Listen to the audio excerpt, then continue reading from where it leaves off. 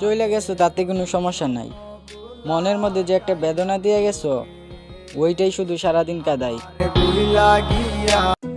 দেখতে দেখতে ওই মানুষটাও একদিন নেশাখোর হয়ে যায়, যে নেশাখোরদের সাথে চলাফেরা করে। একজন মানুষকে অপমান করার আগে বুঝে লওয়া উচিত যে ওর জায়গায় নিজে হলে কেমন হতো।